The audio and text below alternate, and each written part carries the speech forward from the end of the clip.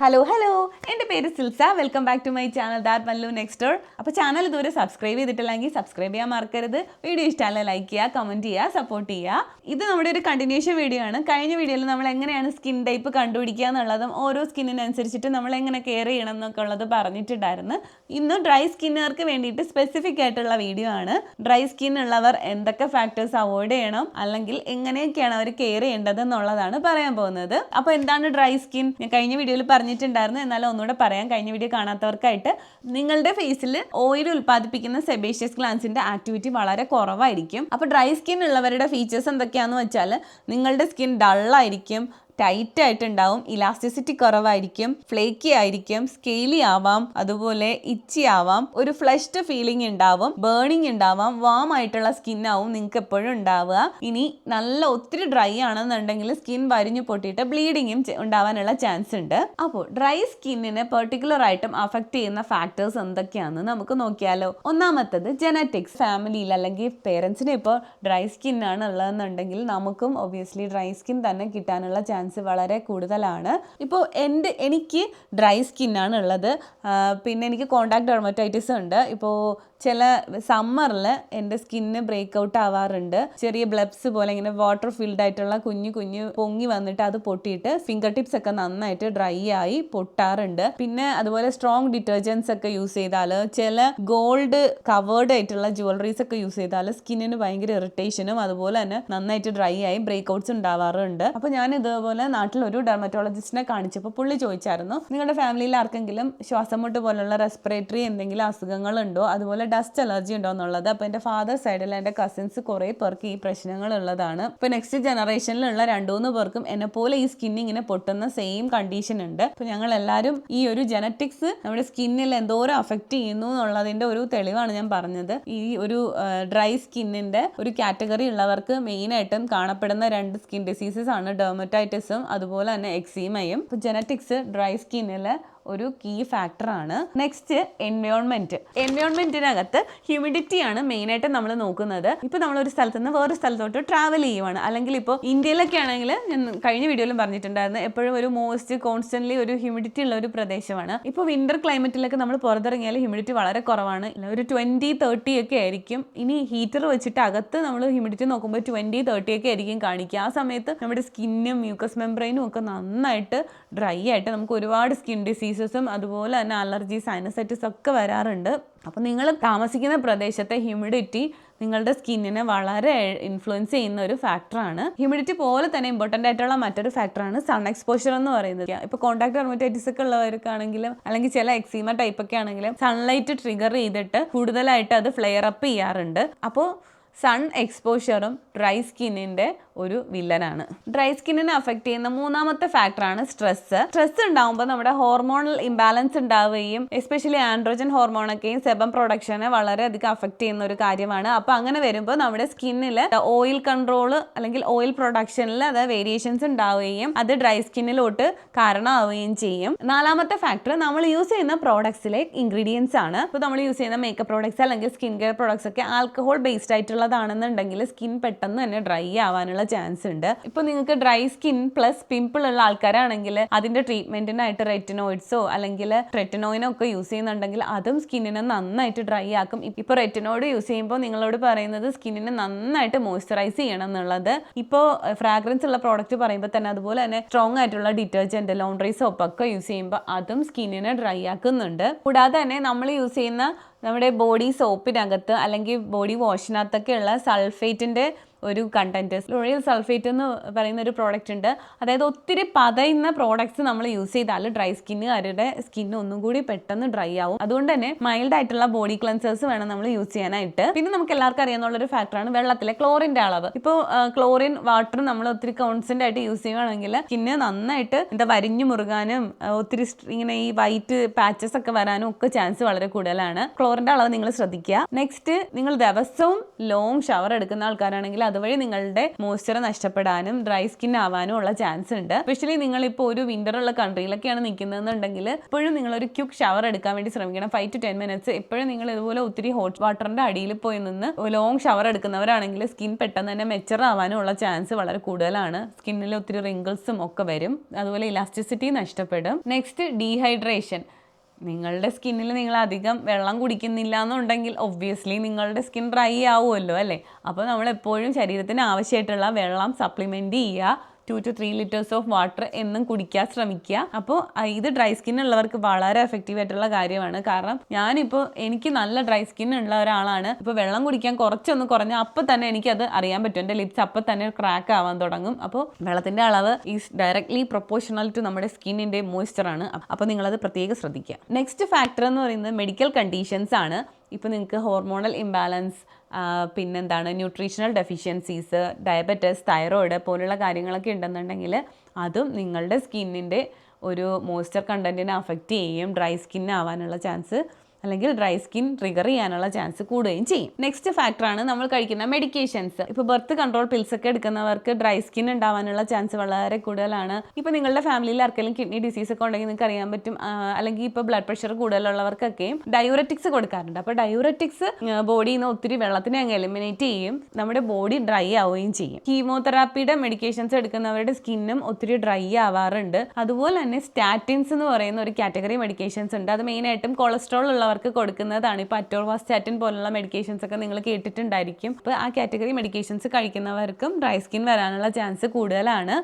നിങ്ങൾക്ക് already dry skin അല്ലായിരുന്നിരിക്കാം നിങ്ങളുടെ ലൈഫിൽ, ഓയിലി സ്കിന്നോ കോമ്പിനേഷൻ സ്കിൻ ടൈപ്പോ ഒക്കെ ഉണ്ടായിരുന്നിരിക്കാം. പക്ഷേ ഈ ലൈഫിൻ്റെ ഏതെങ്കിലും ഒരു ഘട്ടത്തിൽ ഇത് മാറി നിങ്ങൾക്ക് ഡ്രൈ സ്കിൻ ആവാം, അല്ലെങ്കിൽ തിരിച്ചും സംഭവിക്കാം. ഇപ്പോൾ PCOD ഒക്കെ വന്നിട്ട് നിങ്ങളുടെ ഡ്രൈ സ്കിൻ തിരിച്ച് ഓയിലി സ്കിന്നിലോട്ടൊക്കെ ആവാം. മെഡിക്കേഷൻസിൽ അവസാനമായിട്ടും പറയാനുള്ളതാണ് അലർജി പിൽസ്. അലർജിയുടെ മെഡിക്കേഷൻ കഴിക്കുമ്പോൾ നമ്മുടെ ബോഡിയിലെ സെക്രീഷൻസ് എല്ലാം കുറയും. അങ്ങനെയാണ് നമുക്ക് അലർജി കുറയുക. അപ്പം ആ അലർജി പിൽസ് കഴിക്കുമ്പോൾ സ്കിന്നും നമ്മുടെ മ്യൂക്കസ് മെംബ്രെയിനും ഒക്കെ വളരെ അങ്ങ് ഡ്രൈ ആവാറുണ്ട്. ഇപ്പം നിങ്ങൾക്ക് കോൾഡൊക്കെ ആയിട്ട് അലർജിയുടെ മെഡിക്കേഷൻ കഴിക്കുകയാണെങ്കിൽ നിങ്ങൾക്ക് അറിയാൻ പറ്റും നിങ്ങളുടെ മൂക്കൊലിപ്പൊക്കെ പെട്ടെന്ന് തന്നെ നിൽക്കുന്നതും അതുപോലെ മൂക്കിനകത്ത് വല്ലാതെ അങ്ങ് ഡ്രൈ ആവുകയും ചെയ്യുക. അതുപോലെയാണ് സ്കിന്നിനെ അത് അഫക്റ്റ് ചെയ്യുക. ഇതൊക്കെയാണ് മെയിനായിട്ടും ഡ്രൈ സ്കിന്നെ അഫക്റ്റ് ചെയ്യുന്ന മെഡിക്കേഷൻസ്. അടുത്ത ഒരു ഫാക്ടറാണ് ഏജിങ്. ഏജിങ് കൂടുന്തോറും നമ്മുടെ ബോഡിയിലുള്ള ആ സെറത്തിന്റെ അളവ് കുറയും, പ്രൊഡക്ഷൻ കുറയും, ഓയിലിന്റെ അളവ് അപ്പം നമ്മുടെ സ്കിന്നിനകത്ത് കുറയുകയും ചെയ്യും. അങ്ങനെ വരുമ്പോൾ ഡ്രൈ സ്കിൻ ഉണ്ടാവാം. അതുപോലെ തന്നെ ഇലാസ്റ്റിസിറ്റി കുറയുകയും ചെയ്യും, കൊളാജൻ പ്രൊഡക്ഷൻ അവിടെ കുറയുന്നുണ്ട്. അപ്പോൾ അതും ഡ്രൈ സ്കിന്നിനെ ട്രിഗർ ചെയ്യും. ഇനി ലാസ്റ്റ് ആൻഡ് ഫൈനൽ ആണ് spicy food. Spicy food dry skin ഉള്ളവർക്ക് ഒരു ട്രിഗറിങ് ഫാക്ടർ ആണ്. കാരണം സ്പൈസി ഫുഡ്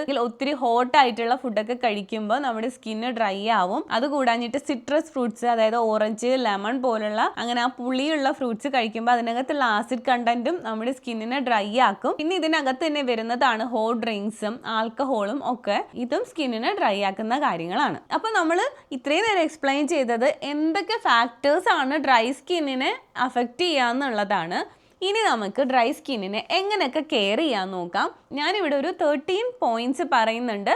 അപ്പോൾ ഈ ഒരു 13 കാര്യങ്ങളിലൂടെ നമുക്ക് ഡ്രൈ സ്കിന്നിനെ ഒന്ന് കെയർ ചെയ്യാൻ പറ്റും. നമ്പർ 1, കുളിക്കാനായിട്ട് ലൂക്ക്വാം വാട്ടർ യൂസ് ചെയ്യുക. Hot water shower maximum avoid ചെയ്യുക. അത് സ്കിന്നിനെ പെട്ടെന്ന് ഏജ്ഡ് ആക്കാനും ഇലാസ്റ്റിസിറ്റി കുറയാനും അതുപോലെ ഡ്രൈ ആക്കാനും ചാൻസ് ഉണ്ട്. സോ ലൂക്ക്വാം വാട്ടർ ആണ് സ്കിന്നിന് എപ്പോഴും നല്ലത്. നമ്പർ 2, ജെന്റിൽ ആയിട്ടുള്ള ബോഡി വാഷ് യൂസ് ചെയ്യുക. ഒത്തിരി പതയുന്ന ടൈപ്പിൽ അല്ലെങ്കിൽ സൾഫേറ്റ് ഒത്തിരിയുള്ള ഹാർഷ് ആയിട്ടുള്ള ടൈപ്പ് സോപ്പ് യൂസ് ചെയ്ത് നമ്മൾ വാഷ് ചെയ്യുകയാണെങ്കിൽ ബോഡി പെട്ടെന്ന് തന്നെ ഡ്രൈ ആയി പോകും. അതുകൊണ്ട് തന്നെ നാച്ചുറൽ ഇൻഗ്രീഡിയൻസ് ആയിട്ടുള്ള ഓട്ട് മീൽ, അതുപോലെ കോക്കോ ബട്ടർ, ഷിയ ബട്ടർ, പിന്നെ കോക്കനട്ട് ഓയിൽ, ഇങ്ങനെയൊക്കെ ഉള്ള കാര്യങ്ങൾ അടങ്ങിയിട്ട് ബോഡി വാഷ് യൂസ് ചെയ്യുക. ഒത്തിരി പതയുന്ന തരത്തിലുള്ള സൾഫേറ്റ് അടങ്ങിയ അല്ലെങ്കിൽ ഹാർഷ് ആയിട്ടുള്ള സോപ്പ് അവോയ്ഡ് ചെയ്യുക. മൂന്നാമത്തത് ഷോർട്ട് ഷവർ എടുക്കുക എന്നുള്ളതാണ്. ഒരു 5 to 10 minutes നിങ്ങളുടെ ഷവർ ഒതുക്കുക. നിങ്ങളുടെ ഡ്രൈ സ്കിന്നും വെച്ചുകൊണ്ട് ഒരു ഹോട്ട് ഷവറിന്റെ അടിയിൽ പോയി ഒരു മണിക്കൂർ നിന്ന് അടിപ്പാടി നിന്ന് കഴിയുമ്പോഴത്തേക്കും സ്കിൻ ഒരു വഴിക്കായിട്ടുണ്ടാവും. അതുകൊണ്ട് തന്നെ എപ്പോഴും ഇതുപോലെ 5 to 10 minutes, അതുപോലെ ഒത്തിരി ഫ്രീക്വൻ്റ് ആയിട്ട് അടുപ്പിച്ചടുപ്പിച്ചുള്ള ദിവസങ്ങളിൽ ഒരുപാട് നേരം ഇങ്ങനെ ലോങ് ഷവർ എടുക്കുന്ന ഒരു കാര്യം ഒഴിവാക്കുക. നമ്പർ 4, എപ്പോഴും മോയ്സ്ചറൈസർ ഡാം സ്കിന്നിൽ അപ്ലൈ ചെയ്യുക. അതായത് കുളി കഴിഞ്ഞിട്ട് ആ ഒരു ഈർപ്പത്തോട് കൂടി തന്നെ മോയ്സ്ചർ അപ്ലൈ ചെയ്യുക. നിങ്ങൾ ഒത്തിരി ഡ്രൈ സ്കിന്നുള്ള ആൾക്കാരാണെങ്കിൽ എപ്പോഴും നല്ല തിക്കായിട്ടുള്ള മോയ്സ്ചറൈസർ യൂസ് ചെയ്യുക. അതുപോലെ തന്നെ ബേബി ഓയിൽ ഒത്തിരി നന്നായിട്ട് സ്കിന്നിൽ ലാസ്റ്റ് ചെയ്യുന്ന ഒരു ടൈപ്പ് മോയ്സ്ചറൈസർ ആണ്. പിന്നെ പെട്രോളിയം ജെല്ലിയും ഈ ഡ്രൈ സ്കിന്നുകാർക്ക് മോയ്സ്ചർ ലോക്ക് ചെയ്ത് ആ ഒരു ഈർപ്പം നിലനിർത്താനായിട്ട് ഒത്തിരി ഹെൽപ്പ് ചെയ്യുന്ന ഒരു സാധനമാണ്. പിന്നെ നിങ്ങൾക്ക് ഗക്കുരുവിന്റെ പ്രശ്നം ഉണ്ട് അല്ലെങ്കിൽ കോമഡോജനിക് ആണ് നിങ്ങളുടെ ഫേസ് ഫേസ് എന്നുണ്ടെങ്കിൽ പെട്രോളിയം ചില്ലി ഒഴിവാക്കുക. കാരണം അതൊന്നും കൂടി ഈ ആക്നീസിനെ ട്രിഗർ ചെയ്യുന്ന ഒരു കാര്യമാണ്. പിന്നെ നിങ്ങളുടെ ഫേസിന്റെ കെയർ ചെയ്യുമ്പോൾ എപ്പോഴും ഓയിൽ അല്ലെങ്കിൽ ക്രീം ബേസ്ഡ് ആയിട്ടുള്ള ഫേസ് വാഷ് യൂസ് ചെയ്യുക. ആറാമത്തെ ഫാക്ടർ എന്ന് പറയുന്നത് എപ്പോഴും നിങ്ങളുടെ സ്കിന്നിനെ ടച്ച് ചെയ്യുന്നത് ഒരു കോട്ടൺ മെറ്റീരിയൽ അല്ലെങ്കിൽ നാച്ചുറലി മെയ്ഡ് ആയിട്ടുള്ള ഒരു മെറ്റീരിയൽ ആയിരിക്കാൻ ശ്രദ്ധിക്കുക. നിങ്ങളിപ്പോൾ ഇടുന്ന അണ്ടർ ഗാർമെന്റ്സ് ഒക്കെയും കോട്ടൻ്റെതാണെങ്കിൽ കുറച്ചുകൂടി നല്ലതായിരിക്കും. അതിന് മേലെയാണല്ലോ നമ്മളിങ്ങനെ ഓരോന്നായിട്ട് ലെയർ ചെയ്യുക. അപ്പോൾ എപ്പോഴും സ്കിന്നിനെ ടച്ച് ചെയ്തിരിക്കുന്നത് കോട്ടൺ മെറ്റീരിയൽ ആവാൻ വേണ്ടി ശ്രദ്ധിക്കുക. ഏഴാമത്തെ ഫാക്ടർ എന്ന് പറയുന്നത് സിൽക്ക് പില്ലോസ് യൂസ് ചെയ്യുക എന്നുള്ളതാണ്. സിൽക്ക് പില്ലോസും ബെഡ്ഷീറ്റും യൂസ് ചെയ്താൽ നിങ്ങൾക്ക് വളരെ ചേഞ്ച് ഉണ്ടാവും. അത് എൻ്റെ അനുഭവത്തിൽ നിന്ന് ഞാൻ പറയുന്നതാണ് കേട്ടോ. എനിക്ക് ഒത്തിരി ഹെയർ ലോസ് ഒക്കെ ഉണ്ടായിരുന്ന സമയത്താണ് ഞാൻ സിൽക്ക് പില്ലോസ് യൂസ് ചെയ്യാൻ തുടങ്ങിയത്. എൻ്റെ ഹെയർ ലോസിന്റെ ഇന്റൻസിറ്റി കുറഞ്ഞു എന്ന് മാത്രമല്ല, ഞാനിപ്പോൾ ഈ ഫേസ് ഒക്കെ ടച്ച് ചെയ്ത് ഇങ്ങനെ നമ്മൾ കിടക്കുമല്ലോ രാത്രി, അപ്പോൾ കമന്നൊക്കെ കിടക്കുവാണെങ്കിൽ നമ്മുടെ ഫേസ് എല്ലാം ആ പില്ലോയിൽ ടച്ച് ചെയ്യുമല്ലോ. അപ്പോൾ ശരിക്കും അത് എനിക്കിപ്പോൾ അറിയാൻ പറ്റുന്നുണ്ട്. ഇല്ലെങ്കിൽ കുറച്ചുകൂടി എൻ്റെ സ്കിന്ന് രാവിലെ ആകുമ്പോൾ ഒന്ന് ഫ്ലേക്കി ആയിട്ട് അല്ലെങ്കിൽ ഇറിറ്റേറ്റ് ആയിട്ട് ഇരിക്കാറുണ്ടായിരുന്നു. ഇപ്പോൾ ഞാൻ ആ ഒരു ടൈപ്പ് പില്ലോയിലോട്ട് എന്ന് വെച്ചാൽ പില്ലോ കേസ് ഒന്ന് ചേഞ്ച് ചെയ്തപ്പോൾ അതിൻ്റെ ഒരു ഡ്രാസ്റ്റിക് ആയിട്ടുള്ള ചേഞ്ച് എൻ്റെ ഹെയറിലും സ്കിന്നിലും ഉണ്ടായിട്ടുണ്ട്. അപ്പോൾ നിങ്ങൾക്ക് സാറ്റിൻ അല്ലെങ്കിൽ സിൽക്കിൻ്റെ പില്ലോസ് യൂസ് ചെയ്യുക. എട്ടാമത്തെ ഫാക്ടർ എന്ന് പറഞ്ഞാൽ നിങ്ങൾ ഉറങ്ങുന്നതിന് മുന്നേ ബോഡി മൊത്തത്തിൽ ഒന്ന് മോയ്സ്ചറൈസ് ചെയ്യാൻ ശ്രമിക്കുക. ഉറങ്ങുന്ന ആ ഒരു പീരീഡിലും ഇതുപോലെ നിങ്ങൾക്ക് നിങ്ങളുടെ ബോഡിയിൽ നിങ്ങൾ വെള്ളം ഒന്നും കുടിക്കുന്നില്ല, ആ സമയത്ത് ഡീഹൈഡ്രേറ്റഡ് ആവാനും ബോഡിയിൽ ആ ഒരു മെറ്റബോളിസം ഷട്ട് ഡൗൺ ആവുന്ന ഒരു സ്റ്റേറ്റ് ആണ്. അതുകൊണ്ട് തന്നെ നിങ്ങളുടെ ബോഡിയിലുള്ള ഒരു ഈർപ്പത്തിനെ ലോക്ക് ചെയ്യുന്ന ടൈപ്പിൽ നന്നായിട്ട് മോയ്സ്ചറൈസ് ചെയ്തിട്ട് പോവുക. എസ്പെഷ്യലി കാലൊക്കെ നമുക്ക് തന്നെ അറിയാം അല്ലെ, രാവിലെ ആകുമ്പോഴത്തേക്കും ഫീറ്റ് എല്ലാം നല്ല ഡ്രൈ ആയിട്ട് ഇരിക്കാറുണ്ട്. അതുകൊണ്ട് തന്നെ രാത്രി ഉറങ്ങാൻ പോകുന്നതിന് മുന്നേ മോയ്സ്ചറൈസർ വാരി അങ്ങ് മെഴുകിയിട്ട് വേണം പോകാൻ, ഇല്ലെങ്കിൽ ഡ്രൈ സ്കിന്നിന് കുറച്ച് പണി കിട്ടാറുണ്ട് രാവിലെ. അടുത്ത് ഒമ്പതാമത്തെ കാര്യം എന്ന് പറഞ്ഞാൽ നിങ്ങളൊരു ഹ്യൂമിഡിഫയർ റൂമിൽ യൂസ് ചെയ്യുന്നത് നല്ലതായിരിക്കും. കാരണം ഹ്യൂമിഡിഫയർ റൂമിൽ ആ ഒരു ഈർപ്പം നിലനിർത്തുന്നതിനും സ്കിന്നിനെ ഒന്ന് പ്രൊട്ടക്ട് ചെയ്യാനും ഹെൽപ്പ് ചെയ്യും. എസ്പെഷ്യലി നിങ്ങളൊരു വിന്റർ എക്സ്പീരിയൻസ് ചെയ്യുന്ന കൺട്രിയിലാണെന്നുണ്ടെങ്കിൽ ഹ്യൂമിഡിഫയർ മസ്റ്റ് ആയിട്ട് യൂസ് ചെയ്യുക. കാരണം ഇപ്പോൾ കാനഡയിലൊക്കെ ആണെങ്കിൽ വിന്റർ ആകുമ്പോഴത്തേക്ക് നമ്മൾ അകത്ത് ഇൻഡോർ ഹീറ്റ് ഇടുമ്പോൾ ഞാൻ നേരത്തെ പറഞ്ഞതുപോലെ ഹ്യൂമിഡിറ്റി 20-30 ഒക്കെ ആയിരിക്കും. നമുക്ക് ശരിക്കും ഒരു 45 to 60% ഹ്യൂമിഡിറ്റി സ്കിന്നിന് ആവശ്യമുണ്ട്. മിനിമം അത്രയെങ്കിലും വേണം. അപ്പോൾ നിങ്ങൾ ഈ ഒരു ഹ്യൂമിഡിറ്റി അഡ്ജസ്റ്റ് ചെയ്യുക ഹ്യൂമിഡിഫയർ വെച്ചിട്ട്. അത് ശരിക്കും നിങ്ങളുടെ സ്കിന്നിൽ ഒത്തിരി ചേഞ്ചസ് ഉണ്ടാക്കും. ഇപ്പോൾ നാട്ടിലുള്ളവർക്ക് ശരിക്കും അങ്ങനെ ഹ്യൂമിഡിറ്റിയുടെ പ്രശ്നം വരത്തില്ല. കോൺസ്റ്റൻ്റ്ലി നിങ്ങൾ എപ്പോഴും വിയർത്തുകൊണ്ടായിരിക്കും ഇരിക്കുക. അതുകൊണ്ട് ഇപ്പോൾ ഇന്ത്യയിലുള്ളവർക്ക് ഇത് അത്ര അങ്ങനെ അഫക്റ്റ് ചെയ്യുന്ന കാര്യമല്ല. ഞാൻ പറയുന്നത് ഇപ്പോൾ പുറത്ത് കൺട്രീസിലൊക്കെ ജീവിക്കുന്ന, അതായത് ഞാൻ പറഞ്ഞത് വിന്റർ എക്സ്പീരിയൻസ് ചെയ്യുന്ന കൺട്രിയിലുള്ളവരാണ് ഇത് ഒന്നുകൂടി ശ്രദ്ധിക്കേണ്ടത്. പത്താമത്തെ കാര്യം എന്ന് പറഞ്ഞാൽ ഫ്രാഗ്രൻസ് ഫ്രീ ആയിട്ടുള്ള സ്കിൻ കെയർ പ്രോഡക്ട്സ് യൂസ് ചെയ്യുക എന്നുള്ളതാണ്. അതായത് നമ്മൾ യൂസ് ചെയ്യുന്ന ബോഡി വാഷ്, പിന്നെ മോയ്സ്ചറൈസറിലൊക്കെയും ഈ അവീനോ പോലുള്ള ബ്രാൻഡ്, അവീനോ ഇവിടെ കിട്ടുന്ന പ്രോഡക്റ്റ് ആണ്. അതുപോലെ നാട്ടിൽ ഇപ്പോൾ കിട്ടുന്നതാണെങ്കിലും നമ്മൾ ഫ്രാഗ്രൻസ് ഫ്രീ ആയിട്ടുള്ളത്, എസ്പെഷ്യലി കൊച്ചു കുട്ടികൾക്കൊക്കെ നമ്മൾ അങ്ങനത്തെ പ്രോഡക്റ്റ് വേണം യൂസ് ചെയ്യാനായിട്ട്. അല്ലെങ്കിൽ പെട്ടെന്ന് തന്നെ ആ ഒരു മണത്തിന് വേണ്ടി അവർ യൂസ് ചെയ്യുന്ന ആ ഒരു കെമിക്കൽ സ്കിന്ന് ഡ്രൈ ആക്കാനുള്ള ചാൻസും ഇറിറ്റേറ്റ് ചെയ്യാനുള്ള ചാൻസും ഉണ്ട്. അടുത്ത 11ാമത്തെ ഫാക്ടർ എന്ന് പറഞ്ഞാൽ ജെന്റിൽ ആയിട്ടുള്ള ലോണ്ടറി സോപ്പ് യൂസ് ചെയ്യുക എന്നുള്ളതാണ്. നിങ്ങൾക്കറിയാം നാട്ടിലാണെങ്കിൽ ഇപ്പോൾ ഒത്തിരി ഹാർഷായിട്ടുള്ള ചെറിയ ചീപ്പായിട്ടുള്ള സോപ്പൊക്കെ നമ്മൾ വാങ്ങുവാണെങ്കിൽ, അല്ലെങ്കിൽ വിമ്മ് പോലത്തെ ഈ ഡിഷ് വാഷിങ് സോപ്പൊക്കെ യൂസ് ചെയ്യുമ്പോഴത്തേക്ക് എന്താ കയ്യിൽ നമുക്ക് പെട്ടെന്ന് തന്നെ ആ ഒരു ഇറിറ്റേറ്റ് ആവുന്നത് അറിയാൻ പറ്റും. നല്ലതായിട്ട് അത് ഡ്രൈ ആക്കും സ്കിന്നിനെ. അപ്പോൾ എപ്പോഴും മൈൽഡ് ആയിട്ടുള്ള സോപ്പ് യൂസ് ചെയ്തിട്ട് വേണം നമുക്ക് തുണികളൊക്കെ കഴുകാനും പാത്രങ്ങളൊക്കെ കഴുകാനും ശ്രദ്ധിക്കേണ്ടത്. 12ാമത്തെ കാര്യം സ്കിന്നിനെ റബ്ബ് ചെയ്യുന്നത്, സ്ക്രബ് ചെയ്യുന്നത് കഴിവതും ഒഴിവാക്കുക. ഇപ്പം അങ്ങനത്തെ ഒരു ശീലം ഉണ്ടാവാറുണ്ട് ഇടയ്ക്കിടയ്ക്ക് ഇങ്ങനെ ഫേസിൽ ഇങ്ങനെ തൊട്ടുകൊണ്ടിരിക്കുക. അത് നമുക്ക് പെട്ടെന്ന് സ്കിന്നൊന്ന് ഇറിറ്റേറ്റ് ആവുകയും കോൺസ്റ്റന്റ്ലി ഇങ്ങനെ സ്കിന്നിനെ ടച്ച് ചെയ്യുന്നത് പുള്ളിക്ക് അത്ര ഇഷ്ടമില്ലാത്ത കാര്യമാണ്. അപ്പോൾ അത് ഒന്ന് പെട്ടെന്ന് അങ്ങ് ഇറിറ്റേറ്റ് ആവുകയും ഡ്രൈ ആവുകയൊക്കെ ചെയ്യും. പിന്നെ അതുപോലെ തന്നെ സ്ക്രബ്ബർ യൂസ് ചെയ്യുന്നത്, ഫേസിൽ ഇപ്പോൾ ഒത്തിരി ഈ തിക്കായിട്ടുള്ള ഒരു തരി പോലത്തെ സ്ക്രബ് ഉണ്ടല്ലോ, ഫേസ് സ്ക്രബ്, അതൊക്കെ യൂസ് ചെയ്തിട്ട് നമ്മൾ ഒത്തിരി ഹാർഷായിട്ട് ഫേസിലിട്ട് പിടിക്കുകയാണെന്നുണ്ടെങ്കിൽ ഫേസിലെ മോയ്സ്ചർ ലോക്ക് പോവുകയും പെട്ടെന്ന് ഡ്രൈ ആവുന്നത് നമുക്ക് ഫീൽ ചെയ്യും. ഇൻസ്റ്റന്റ്ലി തന്നെ ഫീൽ ചെയ്യുന്ന ഒരു കാര്യമാണ്. അപ്പോൾ ഹാർഡായിട്ടുള്ള ഫേസ് സ്ക്രബ് യൂസ് ചെയ്യാതിരിക്കുക.